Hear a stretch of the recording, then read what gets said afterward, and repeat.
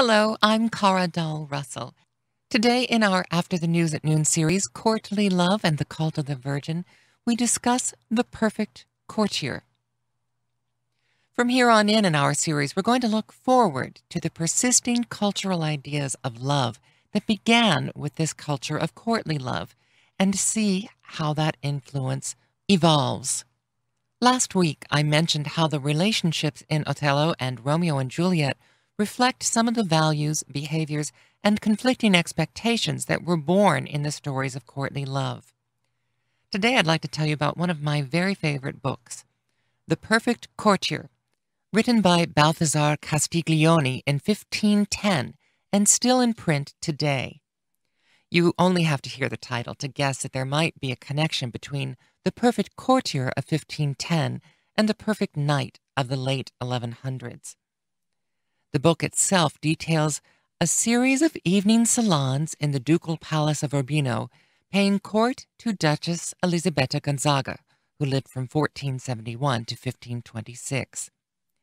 In these evening salons, the court gathered and discussed a wide array of scholarly topics in a mode of polite group conversation that was a combination of public address, structured debate, and educational inquiry.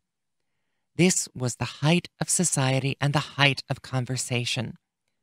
The evenings that are detailed for us reveal an extended group conversation to discuss and determine what are the attributes, physical, mental, and of character, of the perfect courtier.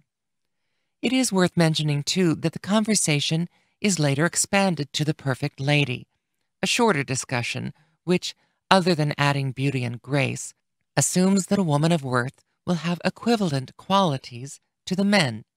We've come a long way, baby.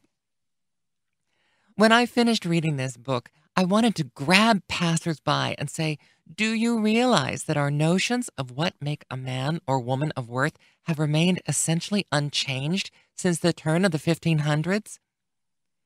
And with further inspection of the ideas of chivalric behavior and the Code of Charlemagne, we can take it farther back to the 800s, and given the duality of our topic, courtly love and the cult of the Virgin, we can also rightly add that these ideas and values reflect truly ancient cross-cultural ideas of public and private behavior, devotion, and goodness.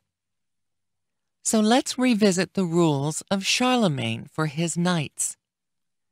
To fear God and maintain his church, to serve the liege lord in valor and faith, to protect the weak and defenseless, to give aid to widows and orphans, to refrain from the wanton giving of offense, to live by honor and for glory, to despise pecuniary reward, to fight for the welfare of all, to obey those placed in authority, to guard the honor of fellow knights, to eschew unfairness, meanness, and deceit, to keep faith, at all times to speak the truth, to preserve to the end in any enterprise begun, to respect the honor of women, never to refuse a challenge from an equal, and never to turn the back upon a foe.